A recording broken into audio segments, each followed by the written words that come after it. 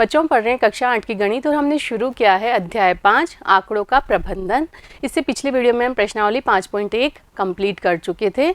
आज हम हल करेंगे 5.2 के उदाहरण जो कि आधारित है पाई चार्ट पर, जो हम डिटेल में समझ चुके हैं कि पाई चार्ट क्या होता है, पाई चार्ट कब बनाया जाता है, पाई चार्ट कैसे बनाया जाता है और उसे कैसे सूचनाएं प्राप्त की जाती है। तो उन्हीं पर आधारित है प्रश्नावली 5.2। तो आज हम हल करेंगे 5.2 के उदाहरण। तो देखते हैं 5.2 का उदाहरण नंबर पहला क्या दिया गया है। संलग्न पाई चार्ट एक महीने में एक परिवार के विभिन्न मदों में व्यय और उनकी बचत प्रतिशतों में को दर्शाता है। यहाँ पर आपको एक पाई चार्ट बना के दिया गया है और वो पाई चार्ट किसका है, एक परिवार के विभिन्न मदों में व्यय और बचत, पूरे महीने में क्या क्या खर्चा हुआ, कितने प्रतिशत प्रत्येक मद पर खर्चा हुआ, वह बता रहा है ये पाई चार्ट। अब आपको कुछ प्रश्न पूछे गए हैं जो कि दिए गए पाई चार्ट को देख के आपको उत्तर देना है। तो देखते हैं, ये दिया गया है आपको एक पाई चार्ट। तो देखिए इसमें पहला प्रश्न क्या पूछा है, किस मद में व्यय सबसे अधिक है। तो देखते हैं हम पाई चार्ट। अब यहाँ पर ये बनाया है पाई चार्ट, तो सबसे अधिक खर्चा किस मद पे किया गया है वह आपको देख के बताना है। यहाँ से देख के हम बता सकते हैं, ये देखिए ये 20%, तो ये 25%। तो सबसे अधिक खर्चा हमको देखिए यहाँ 20 है, यहाँ 15 है, यहाँ 10 है, यहाँ 25 या 15, ये 10, ये 5। तो सबसे अधिक किस पे खर्चा हो रहा है, भोजन पर। कितना खर्चा हो रहा है, कुल का 25%। जो कुल खर्चा है ये पूरा कुल खर्चे को बता रहा है और उसका भोजन कितना प्रतिशत खर्चा हो रहा है, भोजन पर 25%, जो कि इन सबसे अधिक है। तो सबसे अधिक किस मद पर खर्चा हो रहा है, तो पहले प्रश्न का उत्तर हमको मिल गया यहाँ से, भोजन। भोजन पर सर्वाधिक खर्चा हो रहा है, कितना, तो 25%। क्लियर, ये पाई चार्ट को देख के हमने उत्तर दिया। अगला देखिए, किस मद में व्यय सबसे अधिक है, ये तो हो गया भोजन। दूसरा प्रश्न है, किस मद पर हुआ व्यय परिवार की कुल बचत के बराबर है। तो सबसे पहले देखते हैं कुल बचत कहाँ है। तो ये है बचत, कितने प्रतिशत है ये बचत, 15%। अब 15% के बराबर और कहाँ है, देखिए ये 20 है, ये 5 है, ये 10 है, ये आया 15। तो जो बचत 15% है उसके बराबर खर्चा किस पे हो रहा है, बच्चों की शिक्षा पर। तो जो दूसरा प्रश्न है उसका उत्तर हो जाएगा बच्चों की शिक्षा पर।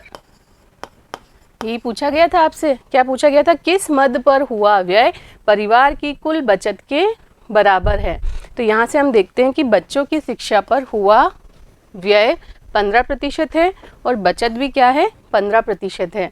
इसका मतलब बचत के बराबर किस मद पर खर्चा हो रहा है, तो बच्चों की शिक्षा पर। क्लियर। तो इसी का तीसरा प्रश्न क्या पूछा है, यदि परिवार की मासिक बचत 3000 रुपये है तो कपड़ों पर हुआ मासिक व्यय क्या है। तो मासिक बचत आपको दी है 3000 रुपये। तो देखिए इसका हल कैसे करेंगे। तीसरा, मासिक बचत थी कितनी, 15%। तो क्या है ये देखिए, इसका मतलब क्या हुआ कि बचत है 3000, तो 15% बराबर आ रहा है 3000 रुपये के। क्लियर।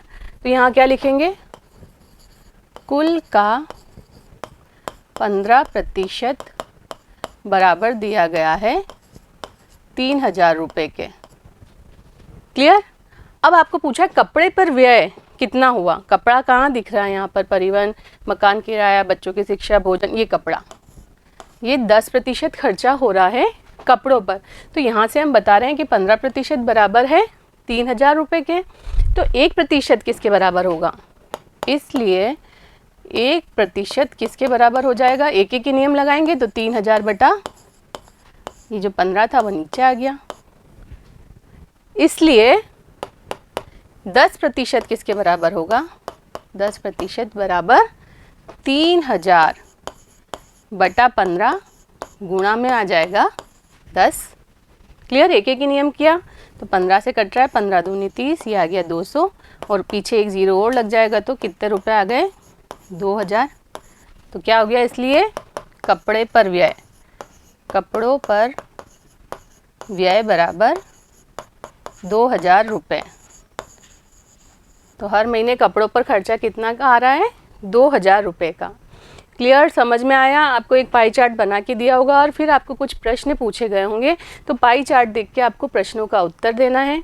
यहाँ पर तीसरा जो लास्ट प्रश्न था उसमें बोला गया था कि कुल का 15%, कुल का 15% क्या है बताया गया था आपको। ये देखिए, ये पूछा है कि मासिक बचत 3000 है, तो बचत हम जानते हैं कि 15% बचत हो रही है, तो 15% किसके बराबर आ रहा है? 3000 रुपये के बराबर। तो 1% किसके बराबर आएगा? 3000 बटा 15 के। और 10% किसके बराबर होगा? तो 3000 बटा 15 गुणा 10। इसको हल किया तो प्राप्त हुआ हमको 2000, मतलब कपड़ों पर व्यय कितने रुपए का हो रहा है? 2000 रुपये का। क्लियर है? इजी है? समझ में आया आपको? तो चलते हैं अगले उदाहरण पर, उदाहरण नंबर 2। तो देखते हैं उदाहरण 2 में क्या दिया गया है। एक विशेष दिन किसी बेकरी की दुकान में हुई विभिन्न वस्तुओं की बिक्री रुपयों में नीचे दी गई है। अब कोई बेकरी की दुकान है, उसमें एक दिन में क्या क्या चीज़ों की बिक्री हुई है वो दी गई है। तो देखिए क्या दिया है। सामान्य ब्रेड 320 रुपये की बिकी है, फ्रूट ब्रेड 80 रुपये की, केक और पेस्ट्री 160 रुपये की, बिस्किट 120 रुपये के, अन्य 40 रुपये की, और कुल बिक्री हुई है 720 रुपये की। तो क्या बोला गया है, इन आंकड़ों के लिए एक पाई चार्ट आपको खींचना है।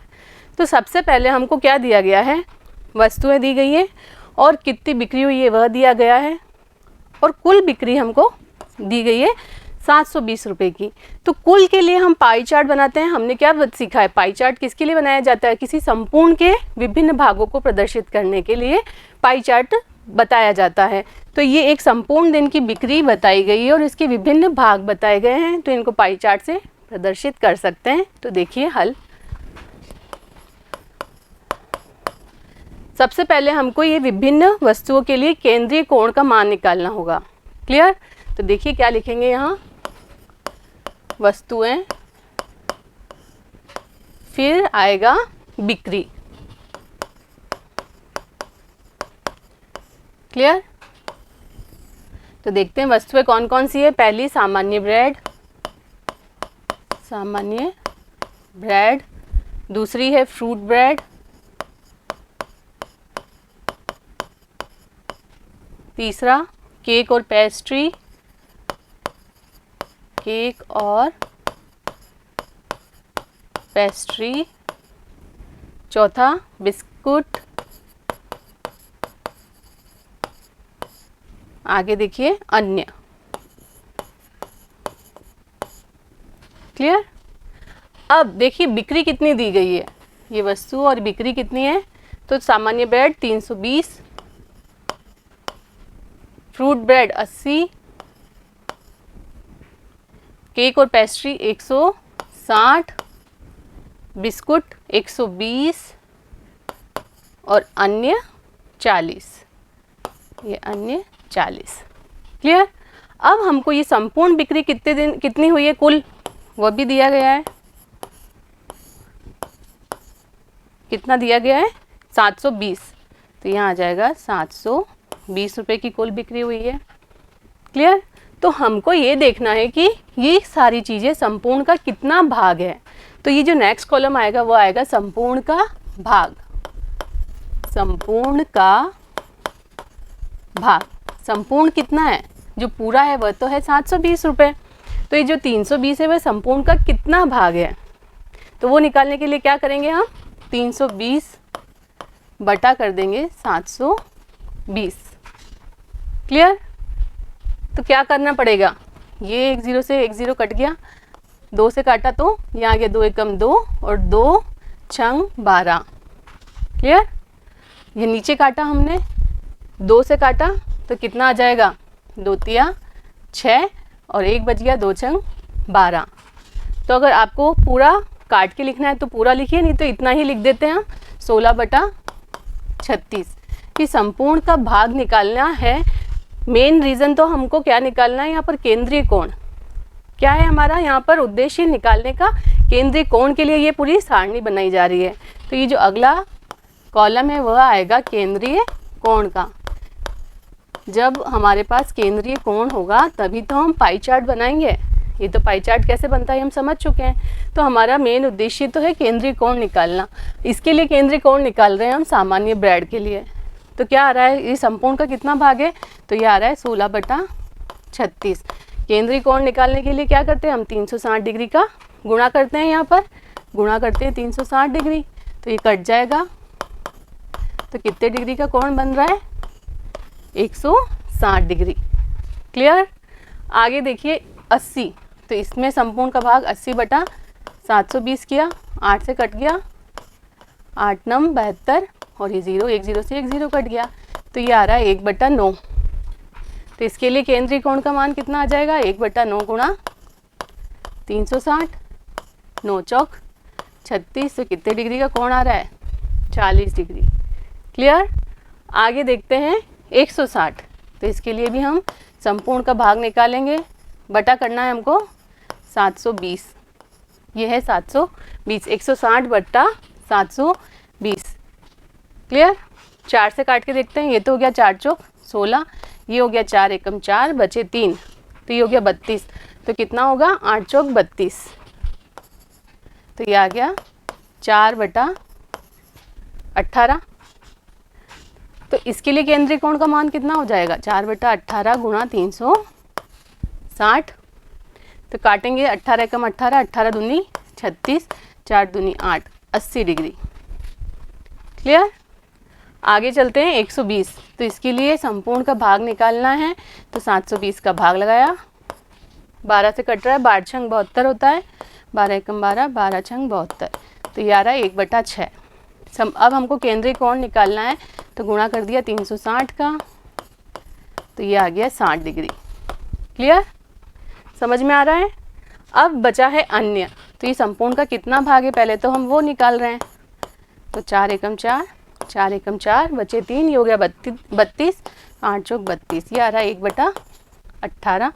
तो केंद्रीय कोण कितना आ जाएगा, 1/18 गुणा 360, 18 दूनी 36, तो ये आ गया 20 डिग्री। तो ये सबके लिए हमारे पास केंद्रीय कोण का माप आ गया है। सबसे पहले सामान्य bread 160 degree, fruit bread 40 degree, cake और पेस्ट्री 80 डिग्री, बिस्किट 60 डिग्री और अन्य आया है 20 डिग्री। तो इसका मतलब क्या हुआ, जब हमारे पास केंद्रीय कोण आ गए तो हम पाई चार्ट बना सकते हैं। क्लियर। तो देखिए पाई चार्ट कैसे बनाएंगे, आपको किसी भी त्रिज्या का एक वृत्त बनाना है, सबसे पहला काम। क्लियर। अब इस वृत्त का जो केंद्र है, और आपके पास चांदा होगा, तो आपने चांदे का केंद्र और इस वृत्त का केंद्र एक साथ रखा, और जो चांदे की बेस लाइन है, आधार रेखा है, उसको इस रेखा पर रखा, और फिर कोण बना दिया 160 डिग्री का। चांदे में क्या है, कोण लिखे हुए होते हैं, तो जहाँ आपको 160 डिग्री का कोण दिखा, आपने बनाया 160 डिग्री का कोण, तो ये तो बता रहा है सामान्य ब्रेड 160 डिग्री। क्लियर। अब आपने क्या किया, जो चांदी की बेस लाइन है उसको रखा इस लाइन पे, और फिर बनाया 20 डिग्री का कोण, तो ये प्रदर्शित कर रहा है अन्य को। अब आपने चांदी की जो बेस लाइन है उसको रखा यहाँ, फिर बना दिया 40 डिग्री का कोण, तो ये किसको प्रदर्शित करेगा, फ्रूट ब्रेड को। अब आपने चांदी की जो बेस लाइन है उसको रखा यहाँ, और कितने डिग्री का कोण बनाया, 80 डिग्री का कोण, तो ये प्रदर्शित कर रहा है केक और पेस्ट्री को। अब आपने करा चांदी की बेस लाइन को रखा यहाँ, यहाँ से बनाया 60 डिग्री का कोण, ये प्रदर्शित कर रहा है बिस्किट को। क्लियर। आपको समझ में आ गया ये पाई चार्ट कैसे बनाना है। तो उम्मीद करती हूँ ये दोनों उदाहरण आपको अच्छे से समझ में आए होंगे। अगले वीडियो में मिलते हैं प्रश्नावली के प्रश्नों के साथ, तब तक जुड़े रहिए। धन्यवाद।